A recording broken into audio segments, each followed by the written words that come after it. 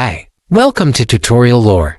This video explains how the Angel One mobile app works. Angel One is a stock trading and investment platform that lets users invest in stocks, mutual funds, ETFs, and more directly from their mobile device. It's especially popular in India for its low brokerage fees and beginner-friendly interface. The Angel One app allows users to open a demo account, search and trade stocks in real time, invest in mutual funds, track market news, and use tools like SmartTopy and Arc Prime for advisory support. The app also offers portfolio tracking, detailed stock analysis, watch lists, and personalized investment suggestions based on user goals and risk levels. Some pros of the app include its easy onboarding, real-time stock data, and integration of multiple investment options in one place. Users appreciate its speed and clean dashboard, along with access to research reports and advisory tools. However, it also has cons.